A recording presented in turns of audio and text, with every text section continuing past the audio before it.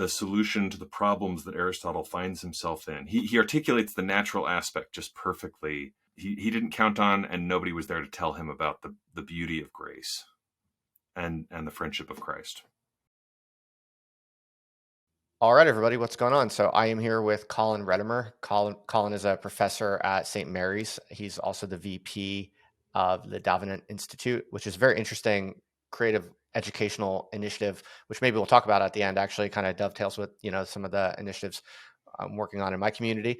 But the main reason I'm interested in talking with Colin today is that Colin is a scholar of Aristotelian ethics, among other things. He's a real expert in this area, and I've known Colin for a little while now through the internet mostly. But it seems to me that there is kind of increasing awareness, but also increasing dissatisfaction with kind of the reign of contemporary rationalist consequentialism. And there is a kind of rising feeling of interest and curiosity about other ethical paradigms. For instance, virtue ethics, Aristotelian ethics. Sometimes these things are used interchangeably, but there are fine distinctions between these different categories. And so it seems to me that this is an area that's very much in need of exploring and in need of more sophisticated analysis and reflection. And so that's why I invited Colin on. Colin, thanks so much for coming on the Other Life podcast. I appreciate Yeah, being here. great to be here. Longtime fan, first time guest. Okay, awesome. I appreciate that. Very happy to have you. I think this is a conversation that a lot of people are interested in. But for some reason, it seems to me like a lot of people kind of remember reading Plato in their undergrad years, or maybe even in their graduate school years. And maybe, people have been exposed to Aristotle to some degree, but it seems to me that there's just like a big gap in a kind of awareness or true kind of learned um, understanding of the Aristotelian kind of viewpoint when it comes to ethics. People seem to be more familiar with kind of the Platonic perspective. So why don't we just start with, give us your elevator pitch. What is the essence of Aristotelian ethics? How would you summarize it? Yeah, I wonder how many people actually read Plato in those classes, and how many of them were reading like a textbook that had a page about Plato, which I find is much more the case for your undergrad philosophy courses. Actually, one of the only things I remember from Philosophy 101, speaking of Philosophy 101, is my professor wrote on the board SPA, S-P-A-A. Socrates taught Plato, Plato taught Aristotle, Aristotle taught Alexander the Great, and Alexander the Great conquered the world. And that's why Greek matters, basically. And I think that's a helpful introduction, because we tend to think that there's like Plato on the one hand, doing this Platonic idealist thing, and then you've got Aristotle on the other hand doing something else. It's not exactly clear what. It's much less sort of simplifiable to 140 characters or something.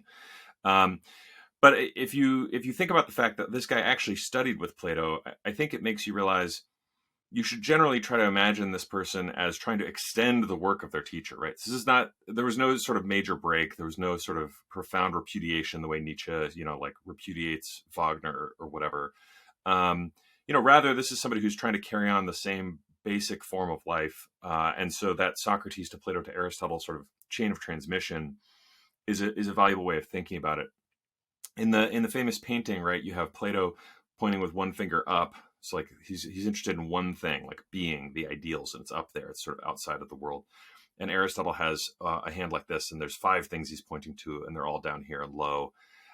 That's the dichotomy that you were probably taught if you learned both, from your textbook.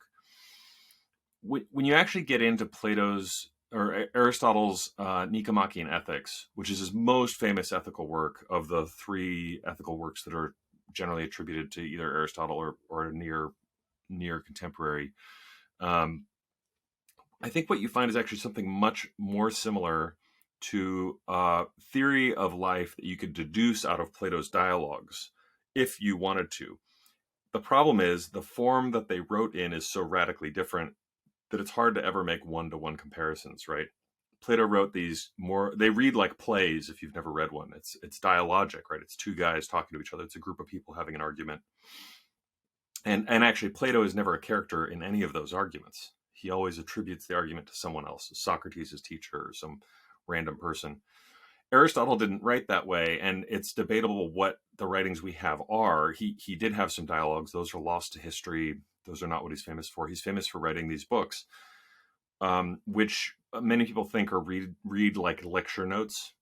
I tend to sort of think that there's at least one other good theory, which is that they are well-constructed arguments in and of themselves and could be read as sort of conversations with Plato, if you wanted to, but there's a sort of silent dialogue partner on the other side. You have to read it. So it does still read a little bit as a lecture, but it's more didactic. It's less playful, most people think. And therefore, I think maybe the other reason why people are less familiar with them is, a tendency is if you put both of them in front of somebody, you read Plato's Apology, you read Aristotle's Nicomachean Ethics, people are more likely to finish the Apology, right? The Ethics feels a little bit trickier. Yeah, well, it's a little drier, right? The Platonic dialogues are a little bit more fun. The Apology, it's like a wild, suspenseful story in a way, right? Whereas, I was rereading the Nicomachean Ethics for this interview, and yeah, it's a much harder slog. It's boring, right? It's dry. There's a lot of kind of logical analysis where it's not really clear exactly how this is going to cash out or why it's interesting. But of course, that's why you're here with us today. So yeah, help us cut through that noise. And for someone slogging through the Nicomachean Ethics and kind of struggling to find the upshot, what is it? How would you summarize it? Yeah, I would say that the summary of the Nicomachean Ethics is an attempt to think through. Well, so the first step is, you have to say, who is Nicomachus? And Nicomachus is a name. So the Nicomachean is this person's ethics, right? Nicomachus is either his father or his son. And there's some debate about who he's writing it to. But I don't even think the debate matters, because that right there tells you something, right? He's trying to say this is an ethics that's sort of passed down generation to generation. And then you have the next question is, what is ethics? And most people tend to think about ethics in terms of either there's like a list of rules you're supposed to follow. This is like what your priest told you or your pastor told you or your parents, or you think of ethics, and we'll get into this as, more utilitarian or, a stoic way of life or whatever. And he thinks that ethics is ultimately a search for the meaning of human life. So it's particular to humans. And what he's trying to do in the ethics in particular is think through what the point of human life is. And the Greek term for point there is telos. And it's like purposive. It's like the telos of archery, right, is to hit the center of the target. So what's the center of the target that human lives are trying to hit?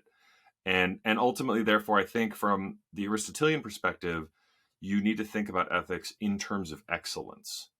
So what he's trying to articulate then is say human lives and human language necessitate that there's certain things we're aiming at and certain things we're not aiming at. And how do you articulate what the aim, the end point, the target? What is that little red dot in the middle of the target, for the kind of thing that you are? And he says that that's happiness. And so right there, I'm just summarizing the first two books. So he calls them books. They look like chapters to us, right? But it's like book 1 and book 2, sort of like books of the Bible. And happiness is really what you're aiming at. Every action that you've ever taken, you're aiming to get happiness. You want happiness. Now, to be clear, though, happiness is not necessarily what people today would think of when they think of happiness. Is that right? We're talking about the Greek term eudaimonia. Is that right? Maybe you could expand on some of the differences between the concept of eudaimonia and the more modern kind of bourgeois conception of happiness. Yeah. He actually goes over this too. So, one of the, why read Aristotle? Because I think he's articulated most of the arguments you're going to run into in life. Having read Aristotle pretty closely for many years, I feel like I've read most of the arguments I run into in like my day-to-day life. And so you sort of hit an argument and you're like, oh, I know this argument. You're arguing that happiness is just pleasure. He says happiness can't just be pleasure. Well, it can be, but if happiness is just pleasure, if you think happiness is just the physical pleasures of your body, I've got a basset hound sitting here right next to me. He's a pretty happy being, right? But the happiness of a basset hound is like getting enough food, being touched appropriately, like getting enough exercise, and then being left alone so you can sleep. And that's a happy basset hound life. But it's just in Aristotle's terms, this is the happiness of cows. And you're just clearly more than a cow. You to be happy, you have to be able to achieve and actualize the potencies, the potentials that are inside of you, right? And humans have all these potentials that cows and basset hounds don't have.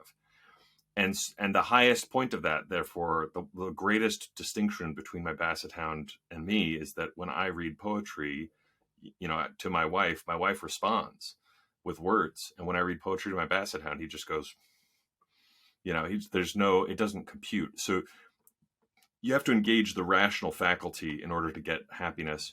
His term, therefore, as you pointed out, is eudaimonia. And how we translate eudaimonia is depending on your translation. It could be happiness, it could be flourishing, human flourishing. If you hear people talking about human flourishing, they tend to have Aristotle in the back of their mind, or they're reading somebody who does. Or one of the ways that I think it could be translated well, but it also has its problems, is blessedness. The one problem with that is he doesn't have in mind the Christian conceptions that we would have when we say the word blessedness. But I think it's a helpful word because it has the sense of fulsomeness. It has a sense of spiritedness. There's something beyond just the material that comes when you think about blessedness. And yeah, I find that very fascinating because A, I've never really heard that, and B, blessedness just sounds and feels very different than happiness and flourishing, because you described it well, but it also has this connotation of a sort of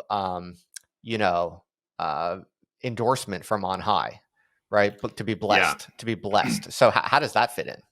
Yeah. Now he does say another argument he gives against you, which would count against using blessedness, is happiness. Some people want to argue happiness is just a gift of the gods, that it's just some people get it, some people don't. Maybe to translate that into modern parlance, there's some data out there that say, like, depression or whatever is genetic, and therefore happiness, the inverse of depression, is probably also partially informed by genetics, and so maybe this is just a random gift.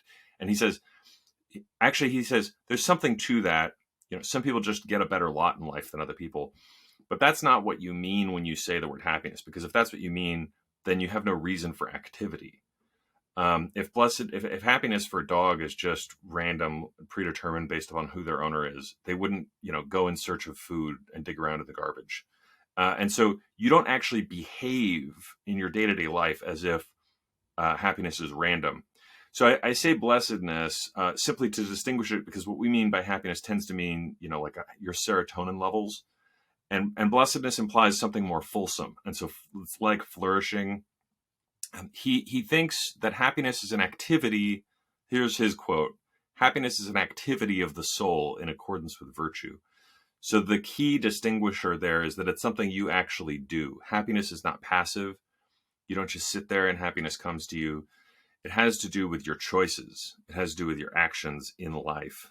And there's a measure that you're trying to measure up against, right? There's the target at the end that you're trying to point towards. Okay, got it. And so to achieve this ideal state of flourishing or eudaimonia or blessedness, it has something to do with living in accordance with one's highest potential, living a life of excellence. And we'll try to unpack that a little bit more in just a minute. But I think an interesting question to insert here is, why can it not be the case that the most excellent way to live is to simply, increase maximize the greatest good for the greatest number of people? Why can't that be the appropriate way to live excellently? Yeah, well, first of all, to maximize the greatest good for the greatest number of people implies that those are not agents. And so one of the problems you find when people do contemporary ethical reflection is, and you see this a lot it's a lot of moderns, and like it just slaps you in the face when you're reading Marxists, because the conceptualization they have is that there's some good we can articulate out there, and then there's some group of people who are in the way of the achieving of that good. And if you try to think through it on a meta-ethical level, one of the first questions you have to ask is ethics a discipline that is about solving problems for humans, or is it solving problems, or does it conceive of humans as sometimes being the problem that needs to be solved for? And virtue ethics would say, the virtue ethics tradition would say, no, humans are that for which the problem gets solved. So you can't begin by saying, we want to articulate this thing, but you're not going to factor in as a choosing being. Another way to put that I've talked about is, Imagine that we could, and this is like very relevant stuff, and I think your listeners are gonna dig it. Like, imagine we could put you in a cage that's like invisible. It would just, your whole body would fit right into it, and it would lay you down and wake you up and have you go about your motions in exactly the perfect way, predetermined. Would we call you a good ethical being if you were not making the decisions for yourself, even though your body was perfectly fit, you were getting the right amount of exercise, you're sort of killing it at work, typing your little emails, maybe it's even writing your emails for you so you can like spend your time reading poetry. I don't know. We can like, make it up however we want. Aristotelian ethics would say you're not happy because you're not choosing. I see. So the real problem or error of consequentialist ethics is that from out of the gate, it treats humans as objects to be calculated, whereas humans are not primarily objects to be calculated. That the real problem of ethics is essentially a kind of singular puzzle that we face as acting agents, and we need to figure out ways to act, ways to conduct ourselves, and never into that equation do we enter some variable where like other humans as objects need to be manipulated. That just doesn't enter the equation in virtue ethics. Is that one way to put it? That's a great way to put it. And I would say before you act, you have to choose, and before you choose, you have to think. And so, therefore, the reason Aristotle's writing the book for you then is to help your thinking. He's trying to um, help you conceptualize the various problems you run into in life, and certain necessary features of your reality, so that as you go about making your choices and acting, you do so in a way that actually is going to be conducive to your happiness at the end. Right? You are yourself an end. You're not a cog in a machine. And consequentialist ethics ultimately puts you in the position of the cog. I see. Okay. And so we're already kind of slipping between Aristotelian ethics and virtue ethics. Are these interchangeable? Are there differences there? How would you parse these different categories that we're already kind of moving between? Yeah, I think from Aristotle's perspective, it would be kind of a funny question because he was just doing ethics, right? Um, there was no category for virtue ethics. He's just writing it. He's like, let me write a book about ethics. Like, this is clearly what ethics is. When Aristotle gets inherited by the Western tradition, as well as certain folks in the Eastern tradition, certain Islamic thinkers, um, he's clearly not alone. There's other people who are writing ethics that are sort of like his, but aren't exactly like his. You can think of certain Stoic ethicists who Cicero maybe. And so then the question is there some umbrella category? And so virtue ethics tends to be the name for the category of ethicists who think in terms of virtue, of whom there are many, many people. But it really almost died out. It wasn't a living tradition, or very, very mildly, kind of only in like the Roman Catholic ghetto and certain other places. So certain Christians maintained it longer than others. But in academic philosophy, it was basically gone until the 20th century. For, I don't know, maybe it was gone for about 100 years, until in the 20th century, GEM Anscombe really made some hard-hitting analytic arguments saying this is a viable option. Modern ethics has kind of run into a corner, or one might say shoved its head up its own ass, and we can go back to Aristotle and this older tradition to find a way through. Okay, that's fascinating. I don't generally hear the name Anscombe discussed. I'm sure that's my own ignorance. So this is the student of Wittgenstein, is that right? That's right. Yeah. So okay, so let's maybe return to that, because that's a very interesting thread I want to pick back up on when we maybe later in the discussion talk about Sure. more contemporary theories. That's fascinating. I don't know much about that. Maybe I want to talk about this kind of core idea of excellence, which looms so large in all of this, which you've mentioned already.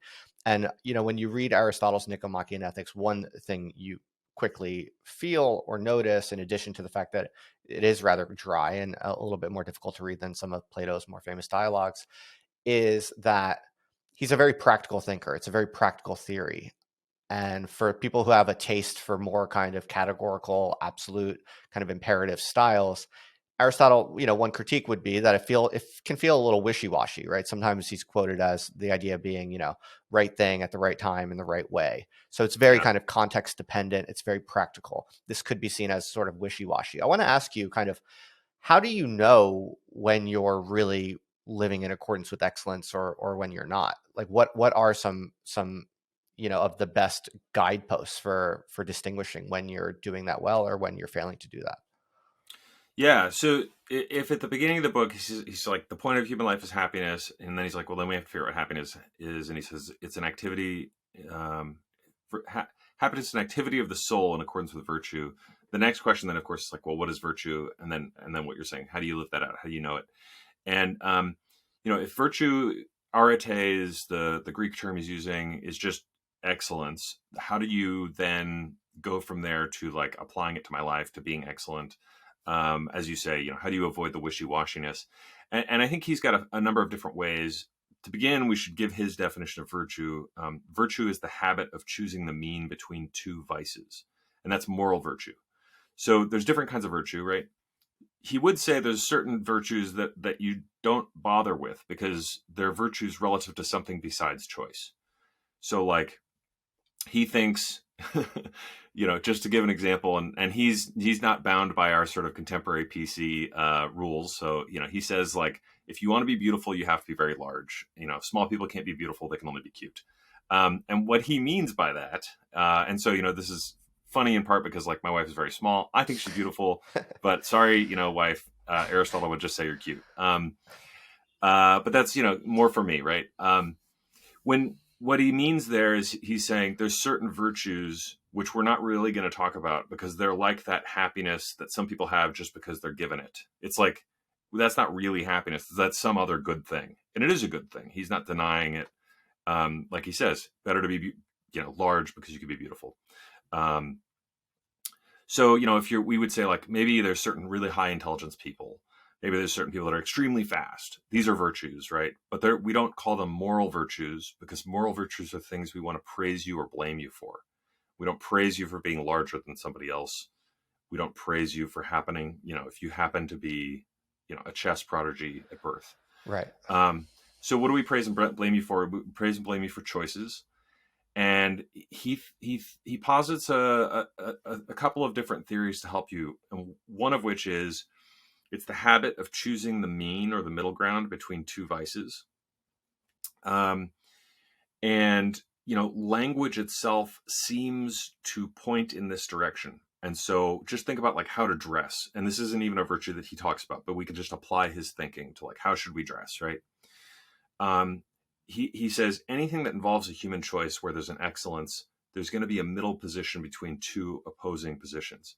And so the two opposing positions in how to dress, like if on the one hand you've got a schlub, you don't want to be a schlub, Justin.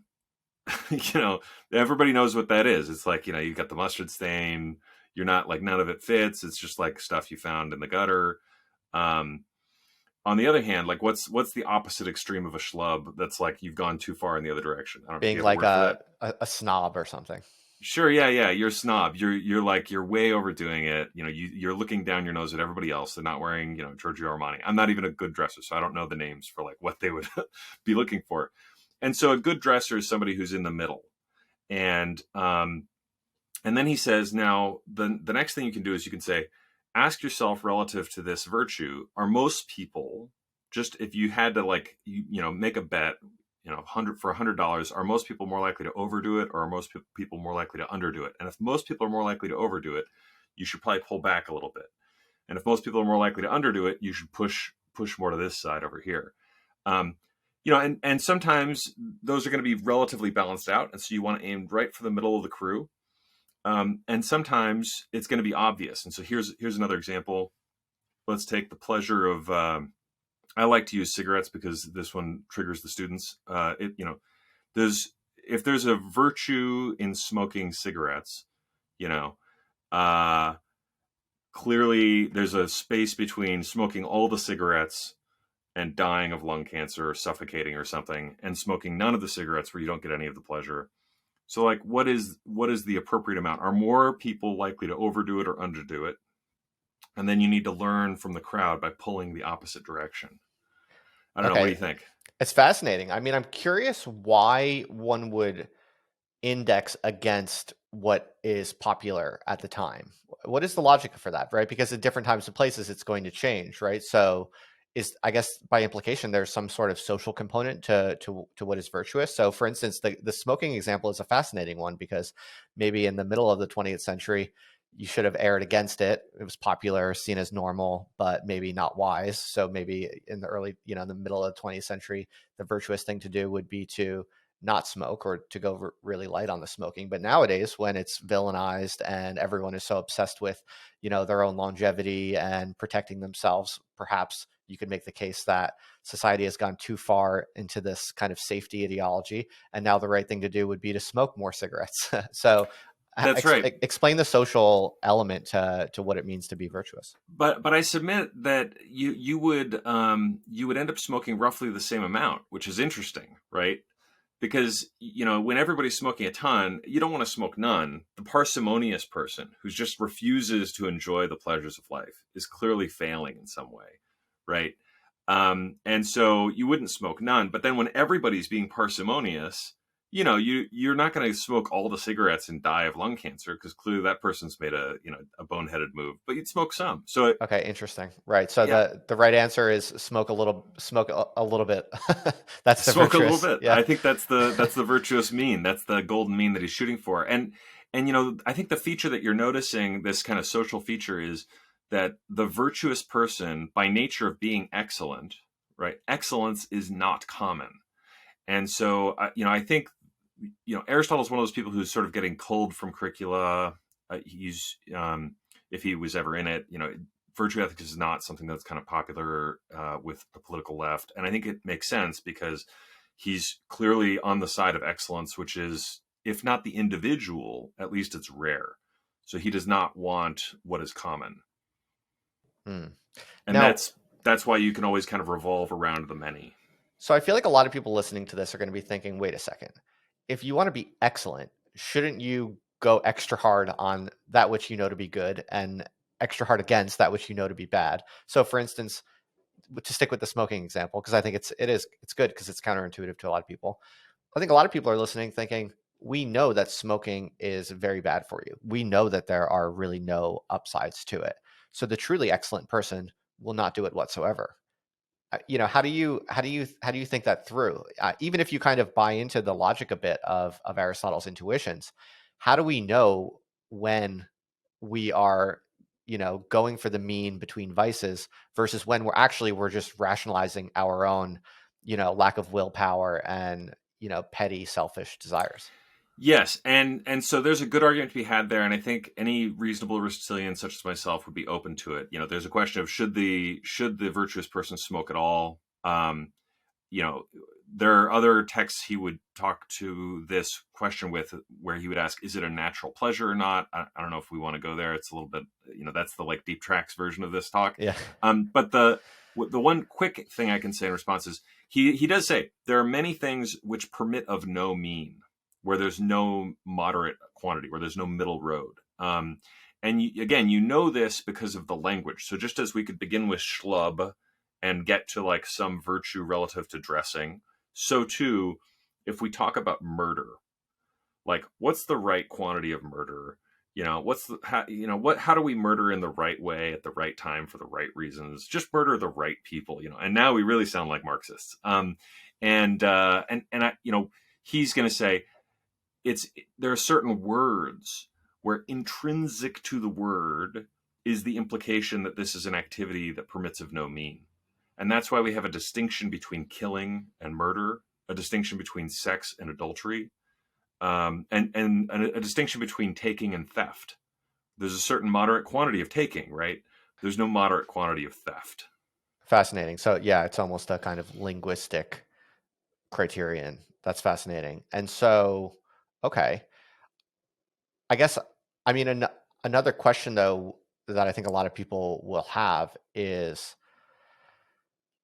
if you're just trying to prevent yourself from going down the extremes of these different vices, and you're constantly looking for the mean or the average between pitfalls, is this not a recipe for a life of mediocrity?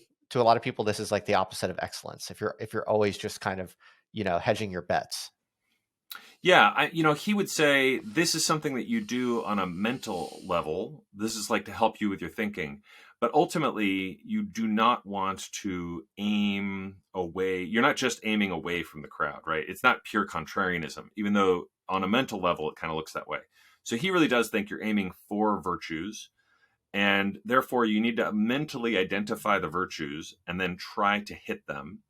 And, the second tool that he has that virtue ethicists sort of take out of Aristotle is this concept of a moral exemplar. And so you need some image in your mind of a human life that hit the mark, or at least hit the mark relative to this one activity. And so if you want to go back to smoking, you might say, like, okay, you just think of the people who died of emphysema or whatever, cancer. I don't know what they die of, but it's bad. And then, think about the people who just, refuse to ever be around smoking and they're just completely insufferable. Do you know anybody who hit the mark, who just, they're not smoking on a regular basis, but if somebody offers them a cigarette, they're not going to say no. They hold the cigarette well. They look good with the cigarette, but they don't make it a habit. They're not smokers on a regular basis. And that would be a moral exemplar. And maybe that's, a stupid example. So you take a better example, take something like courage. Somebody who's not ever willing to sacrifice their life for anything is a craven coward. They're a pathetic individual, and you should not make them your moral exemplar, right? On the other hand, somebody who just rushes off into battle and gets himself killed has screwed up in some significant ways, or who dies in battle for the wrong reasons. This is not a moral exemplar. Who's the person who knows? And so courage is, knowing how to risk your life for the right reason at the right time in the right way, and thinking about people who did that, took that risk, and making those your lodestar and trying to aim your life at them. Yeah, it's interesting how you're using biography as an example here, because it does feel like in the Nicomachean ethics, there is this sense that ethics is kind of like an art form. It's like the art of life, and you have to study other artists of life. And there, because there's a lot of stuff in there around habit and around and he kind of, names people. yeah, I mean, he, right. in the thing, he'll be like, if 7 pounds of meat was too much for Milo, or too little for me, but too much, or what was it? It's too little for Milo and too much for me. Milo being a great wrestler who was like a huge dude. And so, you can tell he's thinking about these particular individuals. Right. So it's this interesting kind of game of thinking about life as an art and comparing to previous exemplars. There's also this element of, kind of passed down knowledge, as you talked about with the very title of the book. And so it's a very different just sense of what ethics is that compared to the more kind of now dominant rationalist utilitarian sense of ethics as this kind of like mathematical public ledger where everyone can kind of judge the ethical performance of different actors and agents. It's almost like the way you're describing Aristotelian ethics is, it's almost like this very singular personal thing that can't really be placed on this objective public ledger for everyone to intersubjectively analyze. Am I onto something here? Like, is it necessarily a kind of singular personal groping in the dark to which we as a society can never fully, in a universalizable way, judge?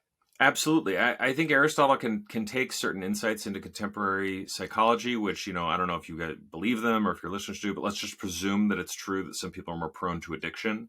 If that's the case, you don't judge or blame those people for their proneness to addiction.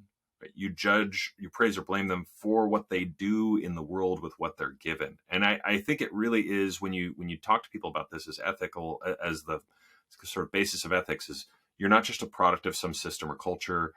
You are in part a product of some system or culture, clearly, right? The processes of biology have brought you here on some level, but you also have a certain agency inside of that, and you have to move and choose and fine tune your thinking in that way. I think there's also something about, like Rene Girard's insights into human motivation and activity. You just are going to pick someone to model your life after. You are going to take other people's language and make it your own language, other people's behaviors and make it your behaviors.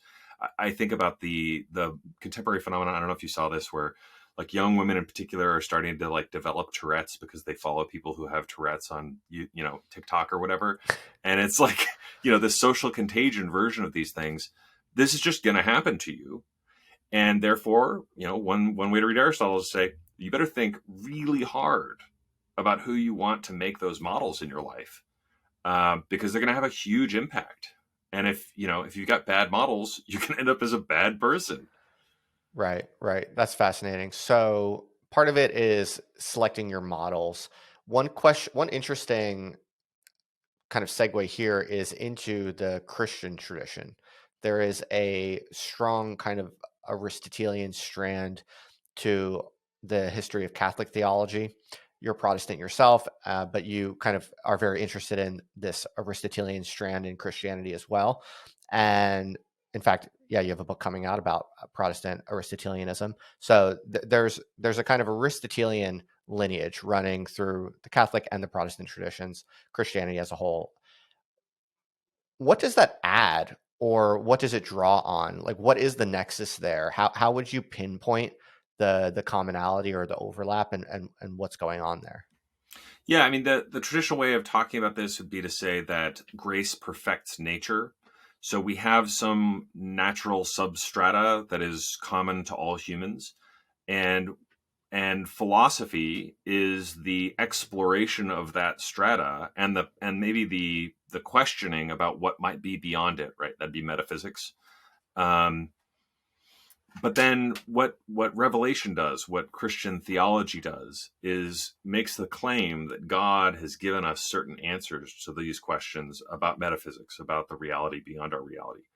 But grace, that those answers God gives us, this power of God that sort of descends with the Holy Spirit into our lives, it doesn't just like, it's not like an acid that like lands on your body and dissolves you, so you're like no longer there, and then you can like beam yourself up to the mothership or whatever.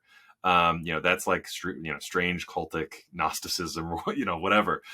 It rather, grace shows up and it sees nature and it recognizes natural right to a certain extent, that nature just is a certain way, and it adds a certain perfection to it without destroying it or corrupting it. And therefore, when Christians come in and start thinking ethically about life, they look at the four cardinal virtues that Aristotle identifies as the hinge of life, right? The most important virtues are moderation relative to your pleasures, courage relative to your fear of death, wisdom, which is about knowledge of the whole and how to act inside of the whole, what my part is, right? Self-knowledge. And then justice is how do I organize myself internally and organize my relations to things external to myself. Those are the four cardinal virtues. Those are the natural virtues. Aristotle thinks every culture that has ever existed can deduce and has deduced these things. I agree with him. I think if you read Confucianism, you'll be shocked at the overlaps between Confucianism and Aristotelianism. I could give you some literature if you want on that. What Christianity adds is that this is not the end of virtue. And Aristotle knew that, and he postulates what happens after you got these virtues. What else is there? He has certain theories, and he kind of goes into it. And his big theory is friendship. This is sort of where it all leads. And Christianity says, yes, but you don't know the nature of that friendship, Aristotle. The nature of that friendship is love, and it's a loving relationship with God. And so grace takes that natural substrata and perfects it. And so Aristotle has always been, not always, but either Aristotle or Plato have always been welcome in the Christian community of churches. And different points in times, one of those people takes more precedence than the other. Well, one thing that I think it's easy for people to see is that the Aristotelian emphasis on there is a certain nature to human being. We have natural orientations. There is something such as flourishing. It is possible to say that human beings are either being more or less excellent to the degree they are more or less fully expressing what it is their nature to express. To a lot of people today, this language just sounds kind of Christian, right? And so that I think makes a lot of sense. One interesting question, though, is the question around the telos, because I think, again, it's easy to see that Christianity is filled with teleology. There's both kind of the historical teleology of, our where everything is going and all of that, of course. But there's also a strong kind of teleology in the sense of our ultimate ends in terms of our behavior and our values. So it's easy to see the teleology in Christianity. But for someone like Aristotle in this kind of pre-Christian period, like what was the ultimate telos? Like how did Aristotle think, if telos looms large in his sense of human ethics? what was that ultimate telos for Aristotle before Christianity? Yeah, I mean the I think the way to answer that you would have answered that question if you were in Athens, right before Socrates came on the scene, or maybe even after Socrates, which is why they killed him, would be to say that Achilles was the telos, right? And so undying fame among mortals was like what Achilles was going for. And he's the legendary hero in the Iliad that Homer wrote. Sure. So Um, glory, basically. yeah, glory. And when Socrates comes on the scene, and at least in Plato's depictions, he actually explicitly presents himself as the new or better hero of the Athenian peoples. And so it's the wise man or the wizard, who is the kind of hero of the human mind as opposed to the hero of the human body. And Aristotle, one way of reading him is as trying to synthesize those two and saying, you don't sacrifice the material body to the mind. And maybe he's even correcting people who think that's what Plato is talking about, right? So maybe his analysis of Plato would be to say that, no, actually, Socrates really was a warrior. Like he really did fight in the battles of the Athenian state. And we don't sacrifice those things, but rather also in doing that, we can't sacrifice this rational faculty and the exercise and perfection of it. And so what you're looking for is this habit, this way of living, this routinized way of making decisions and allowing yourself the space to express all of these potentials. And ultimately, it's going to look like a life in community with your city, your family, and close friends, where you're engaged in this conversation that is itself sort of the further perfection of the human life, because you're exploring knowledge, and virtue and knowledge are somehow tied up together, so that when you get the one, you get the other. So it's a very kind of almost communitarian mental model here. It's like day in and day out, one lives in a certain way, one commits to certain habits of mind and habits of behavior, which are strongly linked to the people around you. They're kind of naturally embedded in the relationships you have with the actual people in your life, not like far off, calculations you're making about global populations or something like this, but the actual people you see on a daily basis, because that's what habit is indexed to, right? You can only have habits in relation to the people you're actually living with in some degree. So again, we start to see how this kind of perspective excludes some of the more cosmopolitan rationalist frames for ethical thinking. Am I onto But something here? he's gonna yes, Yeah. but he's gonna say that there's a sort of natural sorting that's gonna happen, because as you pursue excellence and as you gain excellence, because you're gonna sort of get better at some of these things, you'll naturally, there's a certain natural sorting that is going to happen, where you're going to be interested in continuing to talk to and think of it like wrestling, right? I think wrestling and chess are kind of two great analogies for the philosophical life. If you're getting better at wrestling, and I was a wrestler, you eventually can't train with the starting people, right? You have to, like, the black belts have to train with the black belts. If they go train with the white belts, they can do that from time to time, but they're doing that as like an act of service to the white belts. It's not making the black belt better. And virtue is going to function kind of like that. So you are doing it in relationship to your city, and you do have a certain commonality with your city, even the kind of doofuses who are not excellent in your city. But that's not really where the formation is going on at a certain point.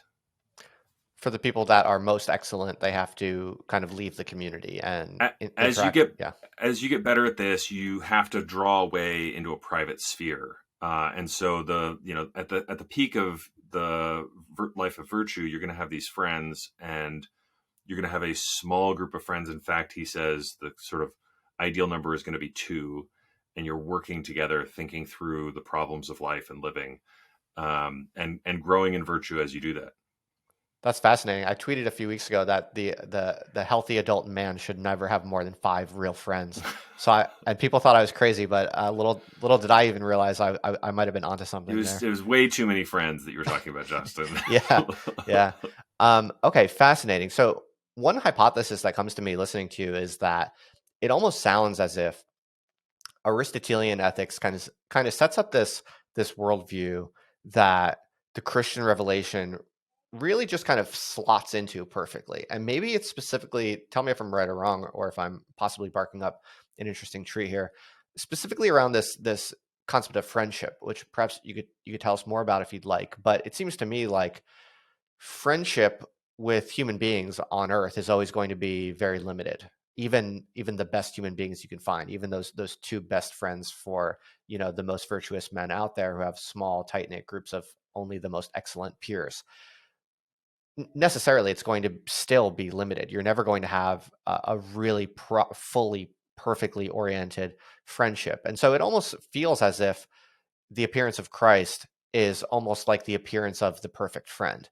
Is there something going on here, or what would you say to that? I mean, I would say so, and this is the subject of most of my research at the moment, which is to say, I think Aristotle works himself into a corner because he recognizes what he really needs is this really excellent, super excellent friend, and he wants to, like, a truly happy human life has to sort of be the fulfillment of our deepest and most natural desires and the perfection of our potentials.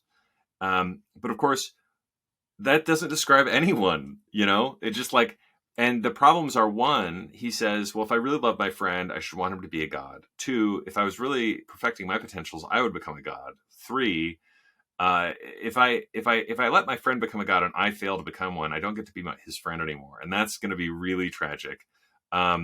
Further, I'm not going to be able to become a god because gods are so distinctly other than what I am. What's actually going to happen is my friend and I are both going to die. And so the problem of death and the problem of deification of the self and the friend are all issues that he sort of raises, and then it's like, but we got to move on. It's like, I'm not going to, he doesn't have a solution for them.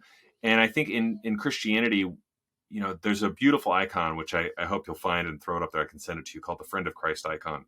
And it is this amazing image from the ancient Christian church where you have Jesus with his arm around this guy, and he's holding the whole of Scripture in one hand, and this guy is just holding one page of Scripture. It's all he knows because he's just such a doofus, right? And I always relate to this. I'm like, what do I really know? Like, I've read a lot of Aristotle, but I'm not really a Bible scholar.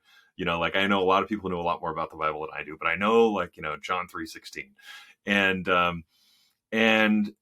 and he's blessing the world like as Jesus would want him to. He's trying to sort of live it out and be excellent. And Jesus, in one way of thinking about God is, and I heard this from a priest in Assisi, which is where St. Francis was. And so, like, I'm not a Roman Catholic, but I'm hashtag not all Roman Catholics. I've got some friends there, yourself among them. And he said, when we think about God, we always have problems because we say the word father, and everybody has a father, and most people's fathers, many people's fathers have failed seriously, and everyone's fathers have failed at least a little bit. And the reason is humans are limited and they only have so much time, right? I'm focused on this. I'm focused on this. I'm focused on this. I have a brother. My dad could never focus on both of us equally all the time. It's just impossible. But God's not like that. Right? To God, each of us is an only child. And that's like a beautiful image that God can actually, he has a body that's shareable. And that's what you see in the Eucharistic celebration, that we can each participate and have Christ's body for our very own. It's the one body that's not like any other body. And it's the one body that's unlike any other body, isn't going to die. And it's the one body that, unlike any other body, is deified. And it's the one body, unlike any other body, which chooses to bring us into its perfect life.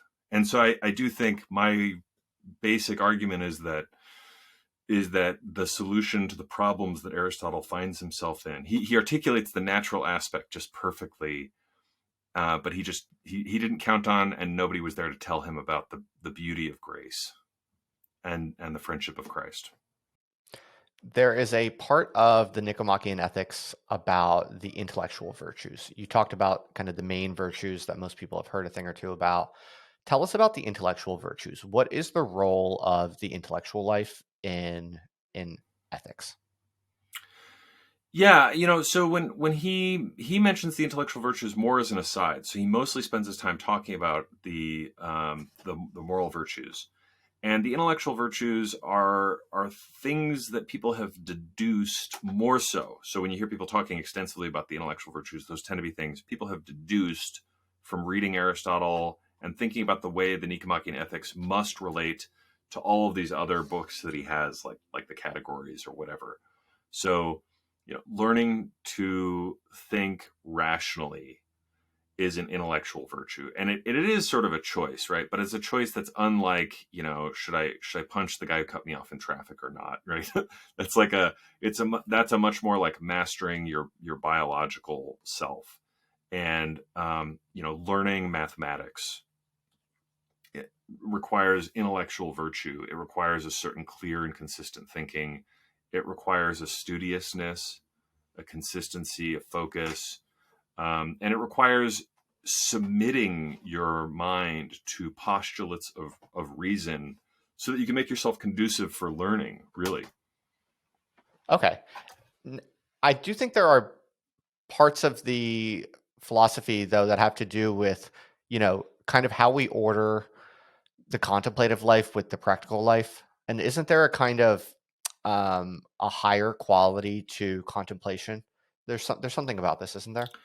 Yeah. So the practical life relative to the contemplative life, the life of action and the life of theory, is another way of talking about this problem. Which one's more important? And like I said, he spends most of his book talking about the life of action, and the reason why he does that is because he thinks it's not that important.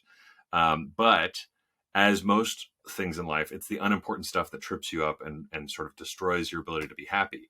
If you manage like money is really stupid and sub-rational in a lot of ways, but if you don't learn to master your relationship to money, either by not learning how to spend the right amount, or not learning how to earn the right amount, or not learning how to give it and be friendly to people, if you screw that relationship up, you're going to screw your whole life up, because you're not going to be able to do anything else with your life. You're going to spend your time in debtor's jail, or the IRS is going to be searching you down. Everybody's going to hate you because you're a miser, et cetera, et cetera. So, his theory is that when I said virtue is a habit of choosing the mean between two vices. Ultimately, you've got the moral virtue. That's moral virtue. You've got the moral virtue when you no longer have to make those choices anymore.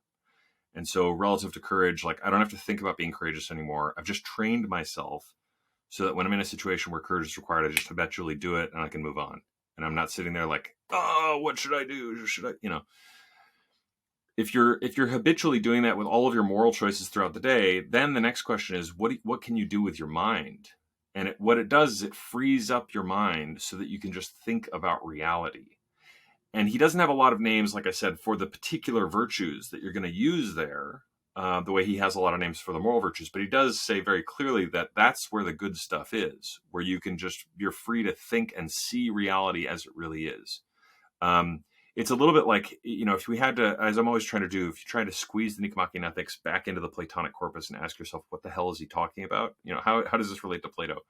What he's talking about is, how do you get out of the cave, right? The people in the cave are sort of trapped, thinking about money, thinking about, oh, am I being courageous? I have to sort of think about how much is moderation required here.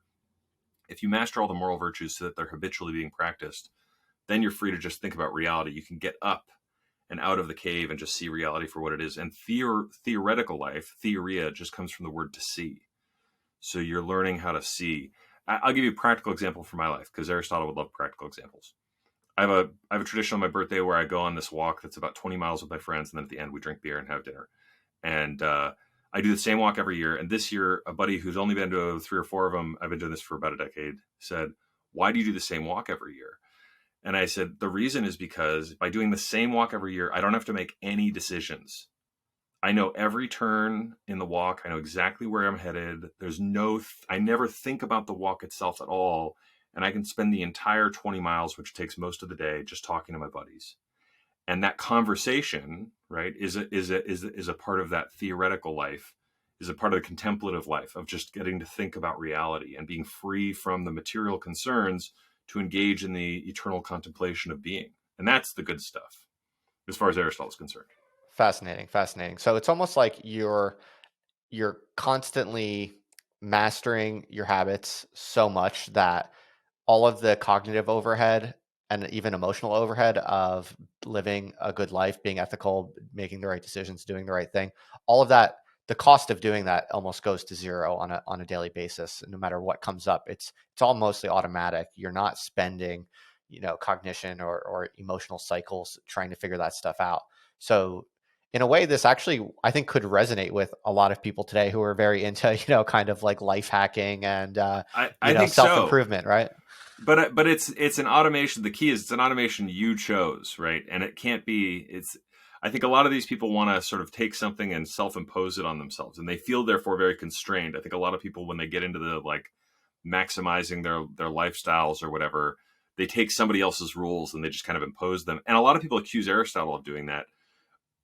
That is not my understanding of Aristotle. He's rather wants you to sort of think through the problems and come up with solutions that fit with what you are, how you showed up in reality, and where you showed up. So the Nicomachean Ethics is not a handbook that you can read, apply his suggestions, and you just like have corrected your life ethically. It doesn't work like that. I mean, at least if my life is anything to judge by, the answer is no. But maybe it worked that way for some other people. Right, but the reason being that the way to act correctly in different times and places in different personal contexts is going to be very dependent on questions such as what are you naturally good at? What are you naturally bad at? What are your particular temptations? What are your particular, And what's propensities? the sphere of action that you sort of were planted inside of, right? I mean, if you're not a citizen of the United States, certain things are not going to be available to you in the way that other things are, and et cetera, et cetera. Right, right. Okay, that's great. That's great. So it kind of does lend itself possibly to a kind of modern life hacking mentality of kind of optimizing for a great life, but the devil's in the details of deciding precisely what parameters need attention, and there's really no banister for that. That's a kind of very singular inquiry for each I, person. I, I think that's right. And I actually really liked what you said about, if you really nail this, most of the decision making in your life is automated. And that's actually, uh, from my experience, extremely healthy. And there's so much data that backs this up, right? I'm assuming they have Trader Joe's where you live, just like Sure. this bespoke Yeah. grocery store where like, they only have like one thing of toothpaste. It's like the anti-grocery store, because if you go to the big grocery store like Wegmans or Vons or Safeway or whatever, there's like 80 different toothpastes, and you're like, all I want is toothpaste. I have so much anxiety, right? Modernity is filled with so much anxiety because we're like, which toothpaste do I want to have, whitening, or like, do I need to get rid of my plaque problem? Um, Whereas you go to Trader Joe's and you have this real pacifying experience, I think, because it's not just the Hawaiian outfits, because there's just the one thing and it's good. And you walk away and you're like, I'm done. You don't have to choose. Um, Choosing is important and it's hard, and we all know that. And so sort of think about your choice once and like make your choice, develop the habit of doing that one thing, and then just trust your previous self that you like made the right choice and move on. And Aristotle can help you do that. Okay, that's great. That's fascinating. So why don't we jump forward a little bit to more contemporary times? I want to talk about how this Aristotelian tradition develops over time. You had mentioned Elizabeth Anscombe, which was surprising to me. I didn't know that. She played an important role in kind of reintroducing an Aristotelian frame of mind. I know that she was a student of Wittgenstein. Could you kind of take us to that time and place and just kind of situate that a bit? Like, what was the Aristotelian implication that she was kind of inserting into things, and how does it fit into philosophy at that time? Yeah, so obviously, philosophy in that era is, particularly in the English speaking world, is very much analytic. So if you're familiar with the distinction between analytic and continental philosophy, and the analytic philosophical tradition is mostly thinks that philosophy is really just about logic. Philosophy is about logic, and not coincidentally, Aristotle was the father of logic. So plug for Aristotle. I'm teaching a course on Aristotle's logical texts this spring, so feel free to plug that and sign up for my course. I'm trying to make some money off this. Oh, sure. That's Um, an open to the public one. I'll put a link in the show notes. yeah. I think it's a couple $100 if people wanted to jump in. Now it's fine to do logic, but logic is only a part of philosophy, and they knew that. And so I don't want to sort of talk the analytics down. But what they were doing when they did ethics was mostly utilitarianism. And so, the utilitarian ethical tradition is really a birth of the English philosophical tradition. And so, like guys like Bentham are doing, these consequentialist theories of how can you maximize, whatever. And they come up with and they are aware of and enjoying, I think, coming up with problems with their own ethical systems. Like, what about a utility monster? And that's like a fun Wikipedia rabbit hole your listeners can go down. Um, what Anscombe does when she shows up, and so she was a student of Wittgenstein. She actually had a famous debate with C.S. Lewis, for the more Christian audience out there. Um, when she shows up on the scene, she says, you've sort of abandoned the search for wisdom, which was the understanding of the Platonic Aristotelian tradition. But in doing so, you sort of have misunderstood what they were up to, because what they're trying to do is think about the sphere of practical activity, and all of these things which are human goods, but they're not like maximizable. And she does all this in a very analytic frame. And you can go find her writings, and I find them to be basically intolerable. I don't like reading them, but Okay. it reinserts and forces people to rethink. She basically says, you misunderstood Aristotle. He's not talking about what you thought he was talking about. He's talking about the stuff that is real and that you actually have not been talking about for a long time. And then you have people like Philippa Foot and, most famously, Alastair McIntyre, who kind of come along behind and really start saying, yeah, we have to sort of think through Aristotle. And then the Thomists, the kind of 20th century Thomists, see this stuff going on in the philosophical tradition, and you end up getting this synthesis, into the middle and late 20th century, where the study of Aristotelianism, period, just kind of comes back into vogue and is still going strong, I would say, into the contemporary era. Right. Okay. So let's double click on that. So Alastair McIntyre, who's a contemporary thinker, I think he's still alive, right? I think he's still alive, but Yeah. just barely. Regardless, he's of our time, Yeah, and yeah. kind of one of the heaviest hitters, I would say, in this tradition today. He's a Thomist. So maybe start with, say a few words about what is Alastair McIntyre doing, and then when you kind of explain that a little bit, we can maybe bring that back down to what even is Thomism. Yeah, I'm not even sure he's a Thomist. Like, Oh, okay, maybe maybe he I'm is. wrong. That was my I know impression of reading it. he was a Marxist. I don't think he has a PhD, first of all. And so I love the, like, people who are doing academic stuff. I think this is actually how I found out about you. So just to praise you to your own listeners, like, I think any genuine intellectual in the contemporary world, because of the way academia is, has to basically think that academia is not worth their time. And like, there are precursors to those people now, and so I would count you as that. I can talk about other people as well. And so you have a real genuine intellectual project, in part because that kind of thing isn't happening in academia, which doesn't mean you can't be in academia. It just does mean if you're there, you have to be like, oh, this is so stupid, and Alastair McIntyre was sort of there before any of us. Didn't have a PhD, much like C.S. Lewis, and was a Marxist. And it was through his, like, thinking and trying to puzzle out reality from the Marxist perspective that he kind of stumbled into this Aristotelianism, and then says, we have to rethink what's going on here. And his famous book is called After Virtue. And so right there you can see he runs into the virtue ethics people and recognizes there's something here that's missing from most of contemporary analysis of life. And his book After Virtue is a thinking through of what happens if you don't have the category of virtue.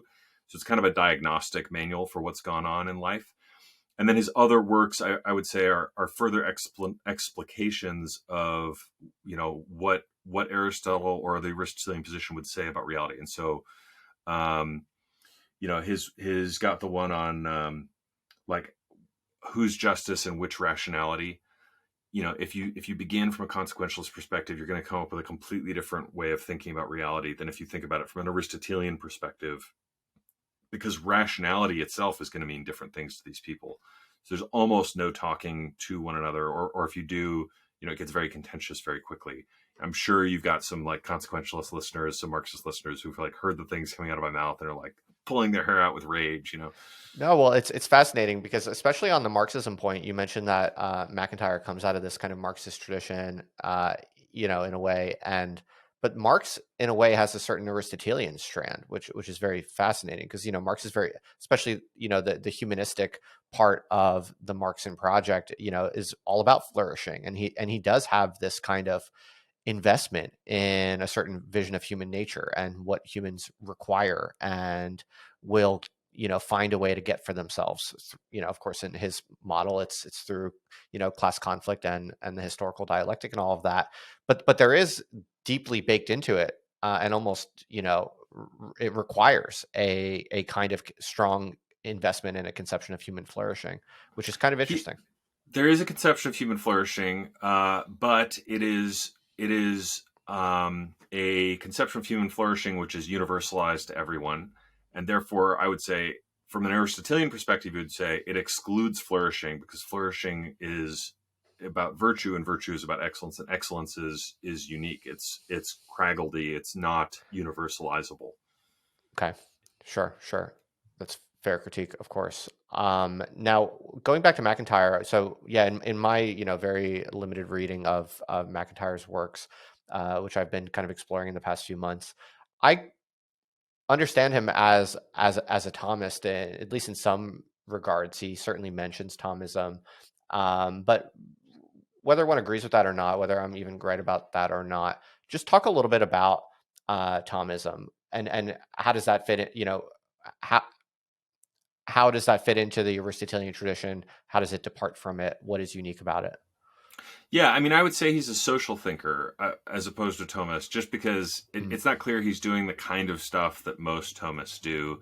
Um, Thomism is the people who name their philosophical tradition after Thomas Aquinas, and so tendency is this means you've studied under someone who is a Thomist, right? Who's doing sort of serious, deep study of Thomas Aquinas. I've studied a fair amount of Thomas Aquinas. I've even studied it with some people who've studied it, very extensively. I still wouldn't call myself a Thomist.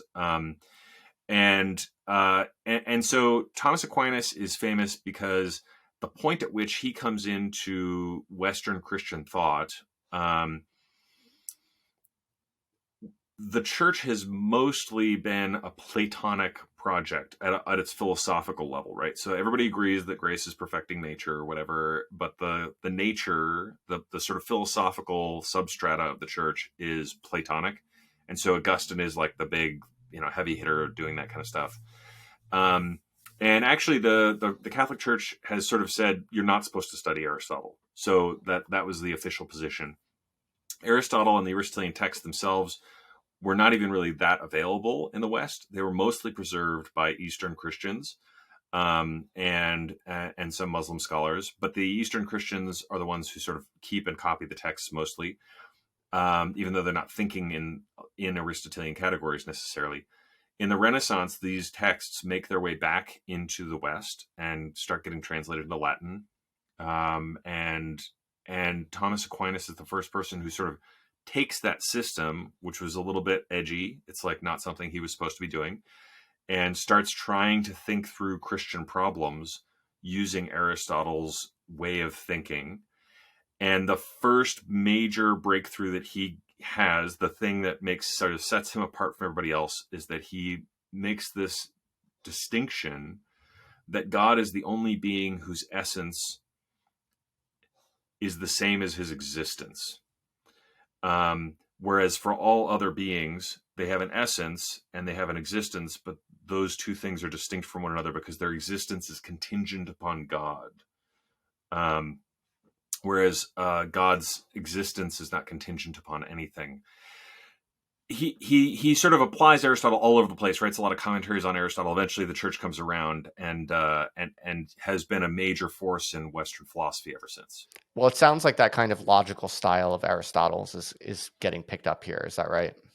Absolutely, yes. And also an intense interest on kind of, I would say, things as they are is a sort of safe way of trying to contrast Aristotle to Plato. Plato tends to be thinking more of things as they should be, thinking about God in the heavens, as opposed to thinking about the creation that God's made as it presents itself to us. Yeah, it's actually really interesting to think about what you just said, the idea of things as they are, because in a weird way, it's like, non-Christians or atheists today, especially the kind of sophisticated cosmopolitan rationalist types, will look at Christians or, virtue ethicists or Aristotelians and say like, oh, their heads are in the clouds, right? We the rationalists are looking at, the real concrete stuff, the suffering and the actual, pros and cons of various public policy decisions. We're the only ones kind of taking seriously, the utility in the world and how this is distributed and managed. But in a way, when you're like doing all this moral calculus around these like far off entities and these like kind of absurd extrapolations like over time, your head is in the clouds really in a way. And to just actually pay attention to like, the habits of one's everyday life as kind of the core substrate of ethical being, you know, in a way, it's actually much more realistic and grounded and empirical even. And this is, I feel like this is kind of coming through with what you're talking about, whether it's Thomism and this kind of like logical analysis of what is, but even mentioning someone like Anscombe and that kind of Wittgensteinian moment of that's kind of really where the continental and the analytical traditions really start to kind of split off. It does kind of, I feel like this is a kind of very hidden, very, very badly misunderstood, not really understood at all kind of fact or aspect of this whole Aristotelian Christian ethical tradition, is that in a way it is the most laser focused only on that which is real in front of us as human beings.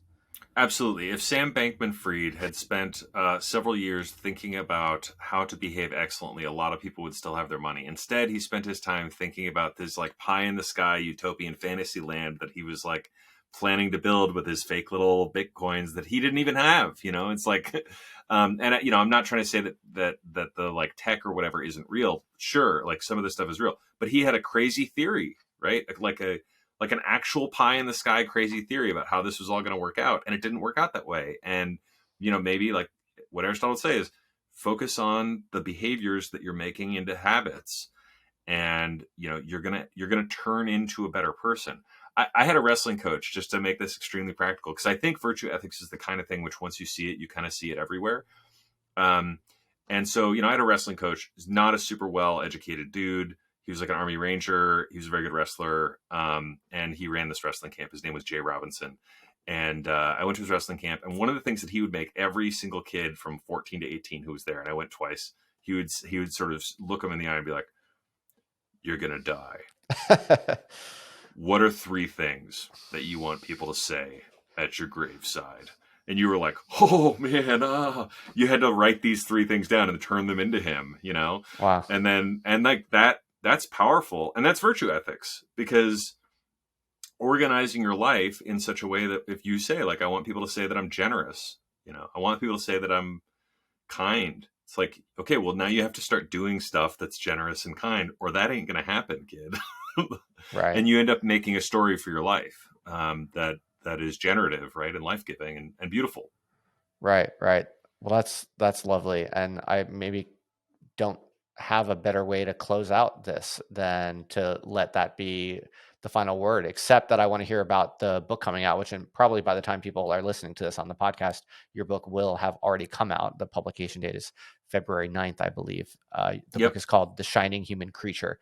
And this book is about a thinker named Thomas Traherne, who's a very mysterious kind of underrated genius in the Christian tradition. And I think people who listen to this podcast love, the obscure, unrecognized geniuses of history. So I think this will be actually very intriguing to people. Tell us a little bit about Thomas Traherne before you go. I'm very curious to learn more.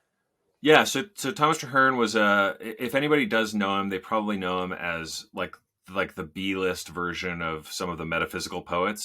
So John Donne is kind of the most famous poet from the 17th century English poetry, and there's a lot of people who are writing in a kind of similar style. And Thomas Traherne's maybe like 5 to 10 people down on that list. And so maybe some of your English majors out there like read a poem by him.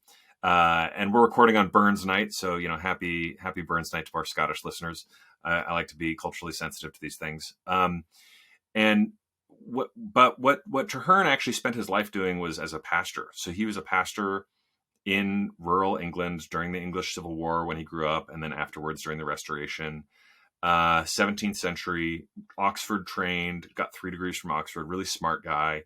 And during his lifetime, he really only wrote 1 book under his own name and was completely forgotten at his death. another book came out right after his death that nobody read, basically, and it was called The Christian Ethics. And then, over 100 years later, hundreds of years later, this guy finds a couple of manuscripts in a wheelbarrow that was supposedly, the story goes, about to be like sent to the dump, buys them for pennies, and then like they try to sleuth out like whose papers were these, and it was Thomas Traherne's, and that became his poetry and his Centuries of Meditation, and those are the two works that he's most famous for. But his real masterpiece from when he was alive, the thing that he was trying to put his clearest and most systematic philosophy into, was this book called Christian Ethics. And it is a Christian virtue ethics text in the Protestant tradition. So most people tend to think that you've got like, the smart Catholics over there and the like based Orthodox people over there. And then you got like lame evangelicals, running around not knowing what to do with themselves. But here you've got this guy who was a pretty low church guy. He was just like your normal average English peasant who happened to be really smart and got educated, read Aristotle and Thomas Aquinas and stuff, and then said, how do we put this together with Christianity? And so I was handed this project by somebody to try to modernize this and bring out a critical edition, and I'm doing it in 4 volumes. And I did it mostly because it's not actually something I'm a specialist in. Like, I'm not a 17th century scholar in any way. But his life and project is so parallel to what I'm trying to do in my academic life, of like reading Aristotle, thinking about what this has to teach modern people. What does it have to teach Christian people? How does it fit with Christianity? And, you find this guy who like already did that project in the 1700s, and like no one is reading him. No one is even aware of this book. I just couldn't say no. And so I've been working on it for a couple of years now. And the next, as you said, the first volume's coming out this month. And then another one should come out in about 6 months. And what would you say is the main thing that he contributes to this tradition of Aristotelian Christianity? Like, what's most unique or characteristic about Traherne? Yeah, the most fascinating thing about him is how much he loves the material reality that we find ourselves in. Yeah, it's kind of ecstatic, isn't it? It's kind of filled with actual like zeal and joy. You can kind of feel the joy like dripping from the words from my short acquaintance with it. Absolutely, yeah. He, and so I titled it "The Shining Human Creature," even though that's not a phrase that he ever wrote, but it feels like having gotten to know him pretty well, it's a safe, approximation of what his thinking is. Because he says humans are creatures like all other creatures, right? Like we have a certain relatedness to dogs and rocks and stuff because we're created by God. And so we share a common creator. And at its best, these things, were designed in their intention, in their formation, to shine. And, he loved life and did not let, like Aristotle would have wanted, he did not let all of the like the like normal dirt and grime of life get him down. He apparently was extremely generous. He died without very much money, and loved the people around him, and loved his life. And I think that's what you should want. If like that's happiness. The dude seemed happy. So it's like one of those moments where you like somebody who believes in what they're smoking or whatever, and that's just nice to run into. Yeah, definitely. I haven't read the whole book, but I did spend a few hours with it this morning, and the main impression I took from it was this guy is just like he's like giddy on his own ideas, basically, and I love that, right? It's like this deep. The impression I get is this kind of like deep, devout kind of inner conviction in God and kind of the ultimate justice of the world, and you can kind of feel it in his language. The guy is like, yeah, he's smoking what he's selling. Yeah. I would just put it this way: he's making logical arguments inside of beautiful prose, and that's really rare to run into as somebody who reads a lot of books. Nice. Yeah, it is rare. It stood out. That was the first thing that stood out to me. So it's a fascinating project, and thanks for sharing that. So people can go check that out if they want to. I'll put a link in the show notes for sure. Should be available for order now. And if you just have a few more minutes, I'd be remiss not to ask a little bit about the Davenant Institute, just because Sure. it's kind of interesting. And I think it's in its own way one of many experiments going on with education today. So tell us about like what exactly is it? How does it work? I think people might be interested to know. Yeah, so the Davenant Institute advances and renews Christian wisdom for the contemporary church, particularly if you have money. That's what we do. That's like that's that's the sell a line or whatever, the mission statement. But we really do believe that. Honestly, it is a project that was founded about a decade ago by some guys who were in academia or just kind of finishing grad school and realized academia is basically over. We're in like a self-imposed period of the dark ages that are kind of coming back. I really do believe that. And therefore, what are you going to do? Like, where are the Irish monasteries, from the actual dark ages that like preserved the like spirit and actual material texts of learning that had sustained Western life for so long? And it's a And so for-profit, or how does it work financially? Yeah. So it's a nonprofit, and we do raise money. We have a house in South Carolina that has a really extensive library, and it's actually on. We don't normally use this as a selling point, but I think your listeners will be intrigued. It was a Y2K prepper house that we bought, and so it really is like capable of being off the grid for a period of time Wow. if things come to it. And do people live Um, there or no? yeah, we own two houses, and there's another house that's adjacent that the president of the institute lives on. And you do And we meetups have there? Like what goes on yeah, there on a day to day? yep.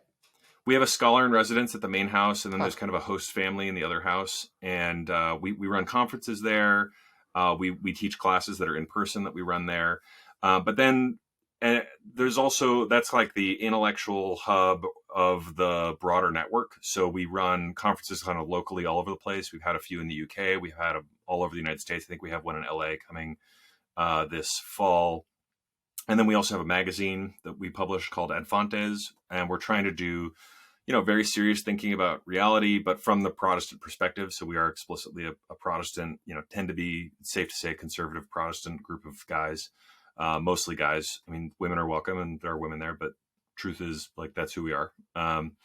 And then during the pandemic, actually, we were running a few classes just like off the books online on Zoom. And that was one of the fastest growing pieces of what we did. And so right before the pandemic. And so like right before the pandemic started, we were like, we should have a college. We should just open a graduate school for people who kind of like want seminary, but don't care about the accoutrements or whatever. And some of it is in person. They have to come out to the house. Some of it's online. So we launched that. And it's been growing leaps and bounds. And actually And it's just this accredited? week, yeah, so it is not accredited, Okay. and in part it's because we really think that the accreditation system is part of the problem. So we think it's basically a corrosive system in the United States at the moment. Sure. But we have agreements where like our classes can count for stuff if you want to take it to some other university. I see. We can kind of drift off of that. But you can get your master's degree from us for about $10,000. It takes about 2 years. And we make a deal with our students that if you get your degree with us and you go on to get a PhD in a field that we've trained you for, we'll give you all of your money back. Huh. And, in part it's because we really want this sort of learning. We've seen too many people go get their PhD and they're in so much debt at the end of it that they have to go sell real estate. There's nothing wrong with selling real estate. I've got family members that sell real estate. Sure. But if that training is supposed to be valuable for the sake of the world in the future, like you need to actually be free to go do it, right? The liberal arts are supposed to be freeing. That's a fascinating model. I never quite heard that, I don't think. And so if you're not accredited, but you can still give out master's degrees. That's cool. Yes, we just I always say I judged accreditation and found it wanting, and so we're proudly self-accredited. Well, you're preaching to the choir on that. I have no questions or I have no qualms about that. I just didn't know you could do that. I didn't know that was an option, that you could give out master's degrees without being accredited. That's awesome. Yeah, I mean, we have we have lawyers who looked into it to make sure that we weren't like violating some sort of law or whatever, and it turns out we're not. And we have an internal audit system. Like we have very close relationships. Most of these guys teach at other universities, so like they're all above boards. We keep really close documentation in case anybody wants to check what you're doing. And actually, but just this week, and so I'll announce it here to your members.